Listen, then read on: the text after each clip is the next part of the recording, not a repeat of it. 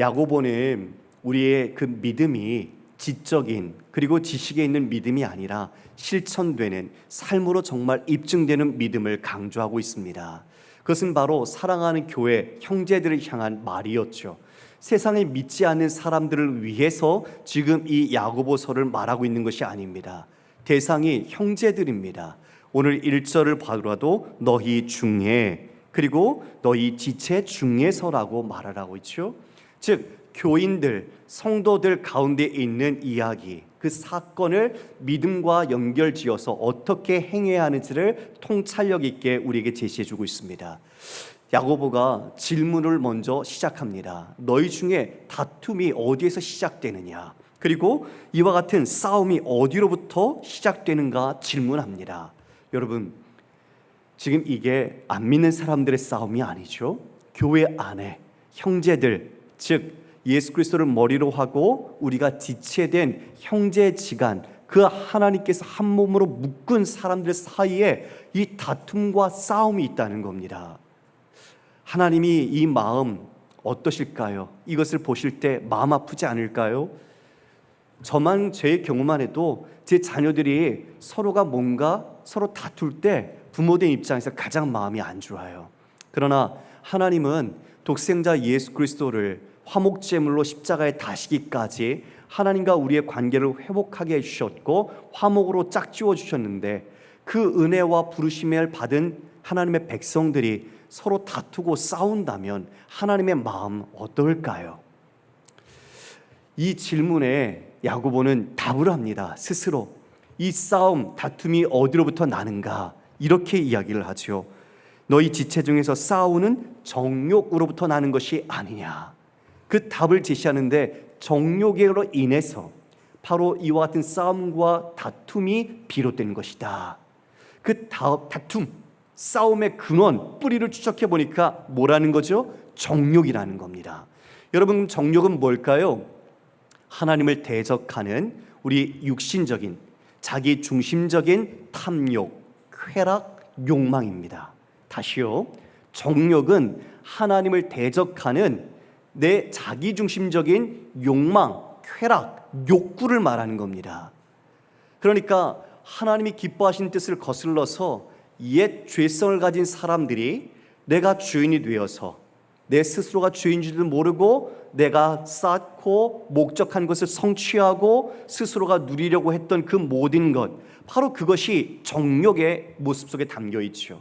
지금 이 형제들, 주의 백성들이 싸우고 다투는 것을 면밀히 파헤쳐 보니 바로 그것이 그 정욕 때문이라는 것을 이야기해 줍니다.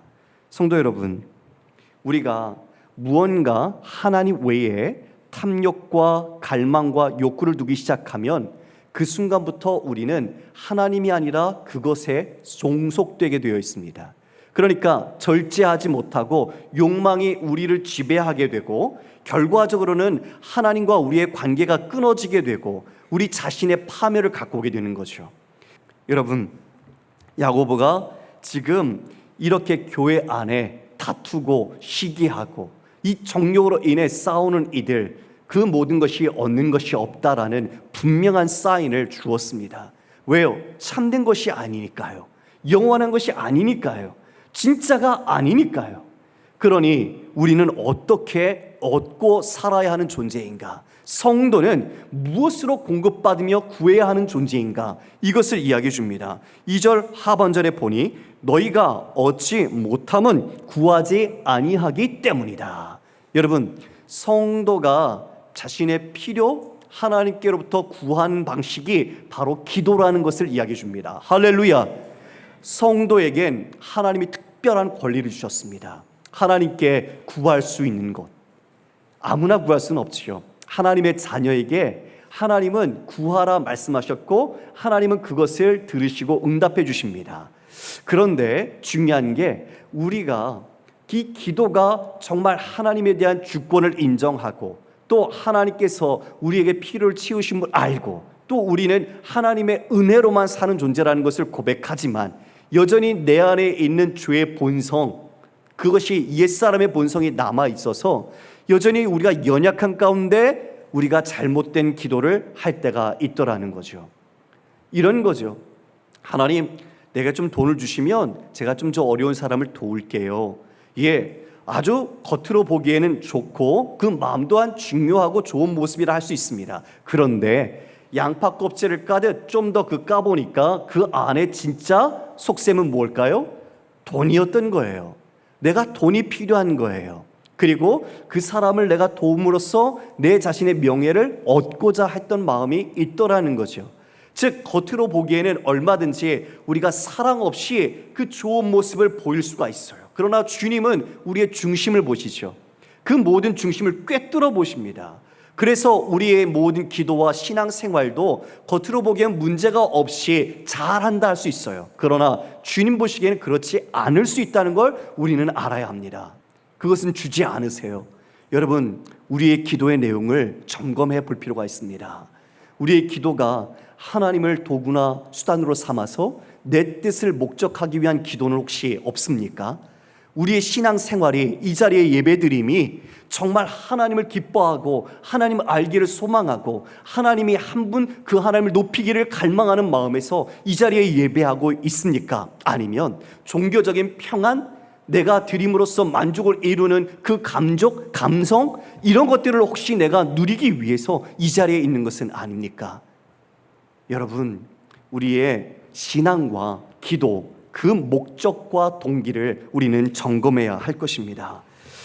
기독교인이 정당한 필요를 충족시키는 방법은 하나님의 뜻대로 올바르게 구하는 것입니다. 요한일서 2장 16절 17절 말씀입니다. 이 세상에 있는 모든 것이 육신의 정욕과 안목의 정욕과 이생의 자랑이니 다 아버지께로부터 온 것이 아니요 세상으로부터 온 것이라. 이 세상도 그 정욕도 지나가되 오직 하나님의 뜻을 행하는 자는 영원히 거하느니라. 육신의 정욕, 안목의 정욕, 이생의 자랑, 세상은 그것들을 추구하죠. 그것들이 자기의 긍지고 자랑입니다. 그러나 하나님 앞에선 아무 소용이 없습니다. 그것들은 다 지나가는 것이다. 한순간의 즐거움, 한순간의 누림, 한순간의 자기의 만족을 줄지 모르지만 하나님께서 부시면 다 날아갈 것들, 정말 남는 것은 무엇인가? 하나님의 뜻을 행하는 자만 영원히 거한다라고 말씀합니다.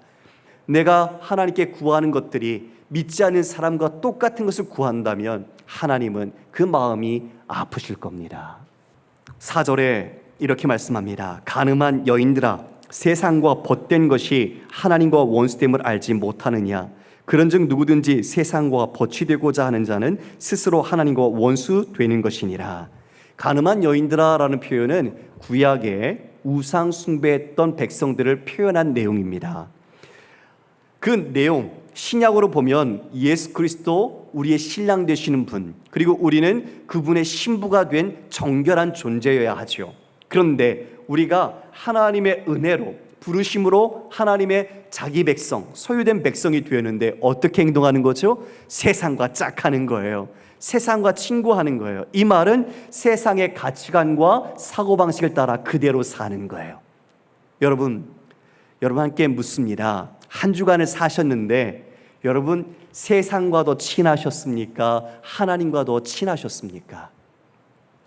하나님의 말씀, 하나님 나라의 질서를 따라 사셨습니까? 아니면 세상의 많은 사람들이 추구하는 가치관, 사고방식을 따라 여러분의 삶을 사셨습니까?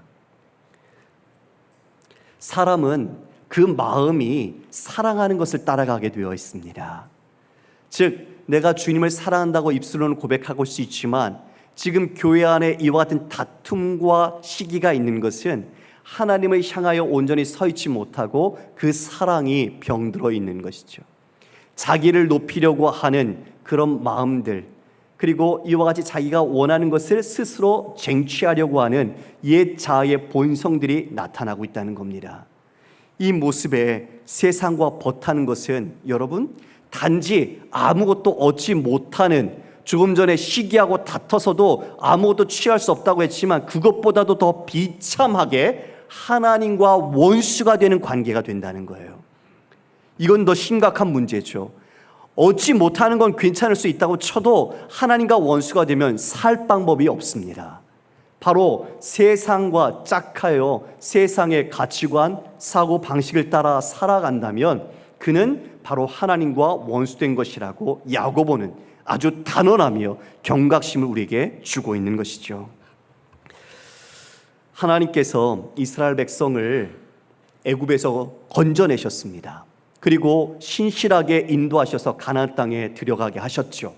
그런데 그들이 들어가서 여호와를 섬겨야 하는데 여호와만이 아니라 바알과 아세라를 섬깁니다. 왜죠? 정욕 때문에요.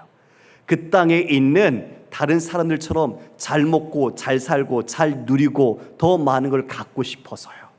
그래서 하나님이 아닌 하나님과 더불어 다른 바알까지 섬겼습니다. 이게 영적 가늠한 거죠. 그래서 가늠한 여인들하고 말하는 거죠. 우상 숭배를 표현한 말입니다. 우리 또한 그리스도의 신부된 자로 정결해야 하는데, 우리가 예수님께서도 하나님과 재물을 겸하여 섬길 수 없다 분명히 말씀하셨는데, 우리의 기도의 내용을 보면 하나님도 섬기고 돈도 섬기려고 하는 모습이 혹시 어떻습니까? 하나님만 섬기겠다고 입술은 이야기하지만 기도의 내용 속엔 하나님도 섬기고 돈도 섬기고 나도 섬기겠습니다, 그러한 정욕을 추구하는 내 자신의 민낯은 없을까요? 하나님은 우리의 모든 필요를 이미 아시고 공급하신다고 약속해 주셨어요. 그래서 우리는 다투고 싸우고 빼앗고 그래서 우리가 취하는 그런 옛 방식이 아니라 하나님께 우리의 모든 주권을 맡기고 하나님이 우리의 필요를 아시고 공급하신다는 은혜로만 산다고 고백하는 것, 바로 그게 기도라는 겁니다. 그래서 이렇게 말씀하셨죠. 마태복음 6장 32절, 이는 다 이방인들이 구하는 것이라 너희 하늘 아버지께서 이 모든 것이 너희에게 있어야 할 줄을 아시느니라. 빌립보서 4장 19절엔 나의 하나님이 그리스도 예수 안에서 영광 가운데 그 풍성한 대로 너희 모든 쓸 것을 채우시리라. 아멘. 하나님은 여러분에게 필요한 모든 것을 채우시고 하나님께서는 그 모든 것들을 공급하신다고 분명히 약속하고 있습니다. 그러니까 여러분, 지금 있는 것, 하나님이 가장 좋은 것을 주신 것을 믿으시길 바랍니다. 그것에 감사하시길 바랍니다. 만약 그것보다 더 다른 것을 주면 우리가 감사할 줄 모르겠지만 여러분, 그것 때문에 넘어지게 됩니다. 우리의 믿음의 분량과 우리에 맞게 그 모든 것을 가장 아시고 최고의 좋은 것을 주시는 분이 하나님이십니다. 자식이 암만 자식이 갖고 싶은 걸 주려고 요청을 해도 그 자식에게 유익하지 않은 건 부모가 주지 않는 법이에요. 주면 아이가 다칩니다. 아이가 잘못된 길로 갑니다. 우리는 그래서 하나님이 내게 주신 것에 내 자신이 어떤 기준을 버리고 그것에 감사하고 만족할 때 우리는 유익함을 누릴 수 있게 되는 거죠. 하나님이 우리를 얼마나 사랑하시는가, 5절 말씀 우리 함께 읽어볼까요? 시작. 너희는 하나님이 우리 속에 거하게 하신 성령이 시기하기까지 사모한다 하신 말씀을 헛된 줄로 생각하느냐. 하나님이 우리 속에 성령을 두셨습니다. 그런데 그 성령을 통해 우리를 얼마나 사모하는지, 여기서 시기한다는 말은 질투한다는 말 조금 전에 드렸지요. 질투는 사랑이 전제되어 있는 말이에요. 다시 그 사랑을 누구도 빼앗기지 않으세요. 하나님은 그 자기 백성의 사랑을 하나님은 온전히 받기를 원하시죠. 바로 그렇게 우리를 사랑하시고 우리와 친밀한 관계를 갖기를 원하시는 분이 하나님이시라는 걸 이야기해 주고 있는 것입니다. 하나님은 우리를 그렇게 사랑하시는데 뒤로 돌아보면 저만 해도 그런 사랑을 받을 만한 자격이 없습니다. 뭔가 하나님께 기쁨을 드릴 만한 것 제가 한 것이 없어요. 그냥 은혜로 나를 불쌍히 여겨주셨고 나를 붙들어 주셨고 나를 하나님의 자녀로 받아주셨습니다. 그 모든 것이 감사죠. 그래서 우리는 신앙이 하나님을 향해야 합니다. 세상적인 가치들, 어떤 그 기준들을 하나님 앞에선 다 버려야 합니다. 오직 하나님의 뜻에 순종하는 것, 그것이 진짜 행복이고 형통인 거죠. 6절에 보니 하나님은 그러나 더욱 큰 은혜를 주시나니 그러므로 일렀을 때 하나님이 교만한 자를 물리치시고 겸손한 자에게 은혜를 주신다 하였느니라. 여러분, 저를 보십시오. 내 힘으로 좀 약한 사람 짓눌러서 빼앗고 다퉈서 내가 더 누리려고 하고 그렇게 했던 그 모든 것들, 그러나 진짜 영원하고 중요한 것은 얻지 못합니다. 돈으로 살 수 있는 건 간단한 겁니다. 그러나 돈으로 사지 못하는 것은 정말 하나님만이 주시는 진귀한 것입니다. 우리는 그것을 가치를 깨달을 수 있어야 합니다. 세상은 돈으로 살 수 있는 것들의 가치를 두지만 진정한 가치는 돈으로 살 수 없는 것들에 있습니다. 우리의 생명, 우리가 거룩한 것, 우리에게 주어진 구원과 영광, 돈으로 살 수 없습니다. 그 모든 것은 하나님만이 주실 수 있는 더욱 큰 은혜인 것이죠. 그러므로 하나님은 우리에게 은혜 베푸시기를 원하시는데 교만한 자는 물리치십니다. 교만하다는 건 하나님 필요 없어, 하나님 없이도 난 잘 살 수 있다고, 예전이 옛 자아의 형식, 방식으로 내 힘과 내 자신을 중심으로 해서 목적하고 성취하고 누리는 방식, 그런 교만한 자들은 다툼과 시기와 분열, 전쟁을 일으킬 뿐이죠. 그러나 하나님은 겸손한 자에게 은혜를 베풀어 주십니다. 여러분, 어떻게 겸손할 수 있을까요? 하나님 앞에 설 때, 자기 인식이 될 때 비로소 겸손할 수 있습니다. 하나님의 크심을 알 때, 나는 뭔지요 티끌이라는 것을 알 때 그분의 크심 속에서 나는 겸손할 수 있습니다. 바로 코람데오.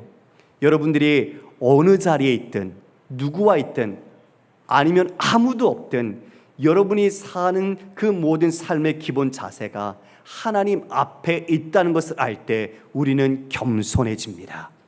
하나님이 눈앞에 보이지 않으면 교만해지죠. 여전히 내 안에 쓴뿌리와 내 안에 있는 예쁜 성들이 올라와서 교만해지려고 합니다. 그러나 주님 앞에 내가 늘 설 때 내 자신이 얼마나 은혜 없이는 살 수 없는 비참한 존재인지를 자각할 때 우리는 진짜 겸손해집니다. 하나님은 바로 그 겸손한 자에게 은혜를 베풀어 주십니다. 그러면 우리는 어떻게 겸손할 수 있을까요? 야고보가 몇 가지의 방법을 우리에게 교훈해 줍니다. 여러분, 7절입니다. 그런즉 너희는 하나님께 복종할지어다. 마귀를 대적하라. 그리하면 너희를 피하리라. 하나님께 복종하라. 이게 군사적 용어입니다. 상관에게 말씀의 순종, 명령에 복종하라는 겁니다. 하나님께 복종하는 것이 겸손한 자입니다. 그리고 그 교만, 우리의 정욕을 부추기는 그 마귀를 대적하라. 그 악한 사단을 대적하라. 그러면 그것이 피할 것이다 라고 말해주시오. 그리고 8절에 하나님을 가까이 하라. 그리하면 너희를 가까이 하시리라. 하나님을 따라가십시오. 하나님 안엔 부족함이 없습니다. 그분은 여러분들에게 진정한 중요한 부요함을 주실 수 있는 분이십니다. 이에 시편 73편 28절에 하나님께 가까이함이 내게 복이라고 말하고 있지요. 히브리서 11장 6절에는 믿음이 없이는 하나님을 기쁘시게 하지 못하는데 하나님께 나아가는 자는 반드시 그가 계신 것과 또한 그가 자기를 찾는 자들에게 상 주시는 이심을 믿어야 할지라고 말하고 있습니다. 자기를 찾는 자들에게 자, 상 주시는 이심이다. 주님은 이미 준비하고 계세요. 여러분들이 믿음으로 하나님 앞에 나아갈 때 하나님은 후히 베풀어 주시기 위하여 낭비하실 준비가 되신 분이다 말씀하고 있습니다. 여러분, 주님 앞에 나가야 되겠습니까? 아니겠습니까? 예, 자, 나가야 합니다. 나가면 삽니다. 여러분, 근데 한번 돌아보십시오. 여러분 지금 무엇을 근거로 살고 있는지, 여러분의 삶의 모습들을 뒤안길을 다 한번 뒤집어 보면서 내가 살고 있는 근거, 힘, 이게 어디에 있는지 한번 보십시오. 세상의 근거, 돈과 명예와 내 자신인지 아니면 정말 하나님인지 여러분 한번 무게를 저울에 달아보듯 여러분 판가름해 보십시오. 하나님을 내 힘과 삶의 근원으로 삼으면 그분과 함께하는 한날 한날이 선물이고 기쁘고 즐겁습니다. 그분을 더 아는 것이 내 안에서는 너무나 행복합니다. 그리고 어떤 상황이라도 그분이 함께 계시기에 내가 든든하고 그 모든 것을 믿음으로 이겨나갈 수가 있습니다. 그러나 반대로 하나님을 믿는다고 하지만 내가 다른 것을 근거로 삼았을 때는 그것이 잘 되는지 안 되는지에 따라서 내 모든 시비가 갈릴 겁니다. 내 삶의 감정도 들락달락할 겁니다. 사람과의 관계도 맺어졌다 파괴됐다 할 겁니다. 여러분, 우리가 리얼 크리스천, 썬데이 크리스찬이 아니라 진짜 참 그리스도인이라면 여러분의 삶에서 하나님을 아는 기쁨과 즐거움으로 여러분의 삶을 입증하기를 원합니다. 하나님께 나아가려면 깨끗해야 합니다. 죄인들아 두 손을 깨끗하게 하라. 우리의 삶의 행실이죠. 두 마음을 품은 자들아 마음을 성결하게 하라. 우리의 몸과 마음이 하나님 앞에 거룩하고 성결해야 합니다. 그때 죄가 보입니다. 내 죄가 괜찮은 줄 알았는데, 내가 괜찮은 그리스도인 줄 알았는데, 내가 그래도 인정받는 그리스도인 줄 알았는데, 하나님 앞에 성결하고자 내가 하나님께 기도했더니 내 더러운 죄들이 덕지덕지 붙어있는 게 보입니다. 내 죄 앞에 내가 애통합니다. 하나님, 내가 죄인입니다. 회개를 하지요. 이 죄인을 용서해 주십시오. 그리고 이 세상을 보게 됩니다. 정욕으로 치달아 파멸로 가고 있는 이 세상의 방향성에 내 마음이 근심과 슬픔으로 바뀌게 됩니다.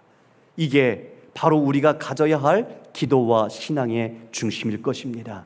나만이 아니라 우리 모두가 하나님께로 정결하게 돌이켜야 하는데, 지금도 여전히 쾌락과 탐욕과 자기를 추구하는 그 모습 속에서 내 자신이 죄 안에서 세상의 모습 속에서 슬퍼하고 애통하고 근심하는 거죠. 애통하는 자는 복이 있나니 하나님의 위로를 받을 것이다. 여러분, 그 애통이야말로 하나님의 자녀라는 증거이기도 합니다. 마지막 우리 10절 함께 읽어볼까요? 시작. 주 앞에서 낮추라. 그리하면 주께서 너희를 높이시리라. 어떻게 겸손해야 하는가? 주 앞에서 낮춰야 한다. 너희 존재가 어떤 존재인지 알고 주 앞에서 낮추라. 그러면 우리가 그 낮춤이 끝일까요? 아니요. 겸손하게 하나님과 친밀한 삶을 살아가고 하나님과 함께하는 사람, 바로 그렇게 성령 안에서 주님을 닮아가기에 힘쓰는 사람, 하나님께서 그를 결국 높여주신다고 약속하십니다. 할렐루야. 예수님께서 그 길을 가셨습니다. 종교 지도자들, 바리새인들, 서기관들, 하나님 지식이 많다고, 하나님 잘 섬긴다고, 하나님에 대한 열심이 있다고 여겼고 자랑했습니다. 자기 의를 뽐내고 드러냈습니다. 그러나 그들의 속셈 안에는 정욕이었습니다. 자신들의 배를 채우는 정욕이 가득했습니다. 주님께서 진리로 그 빛을 들이대시자 그들이 폭발됐고 탈로 났고 드러났습니다. 결국 예수 그리스도를 못 박아 죽이자 십자가에 달아라 외쳤습니다. 주님, 능력이 있으시지만 온유하시고 겸손하심으로 완전히 순종하셔서 십자가에 죽으셨습니다. 피 흘리셔서 그 피로 우리의 죄를 씻어주셨습니다. 그러나 끝이 아니라 하나님께서 그 예수 그리스도를 들어 올리셔서 모든 피조물이 무릎을 꿇게 하시고 예수 그리스도를 주라 높여주셨습니다.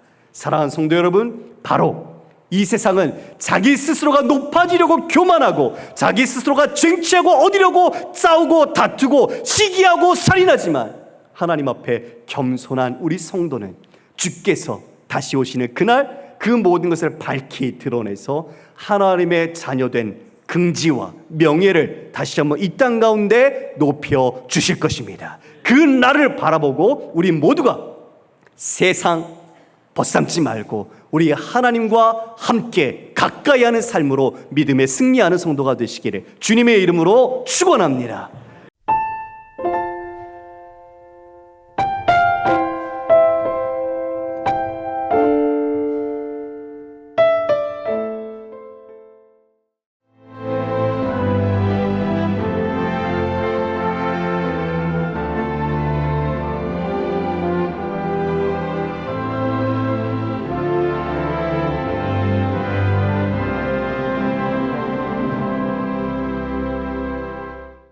일 년 12달 꽃피는 섬이 있습니다. 천사섬 신안 사계절 꽃축제. 봄을 여는 수선화부터 섬길을 걸으면 걸을수록 놀라운 즐거움을 선사하는 겨울꽃 애기동백까지, 이제 대한민국 섬여행은 사계절 꽃축제와 함께 천사섬 신안.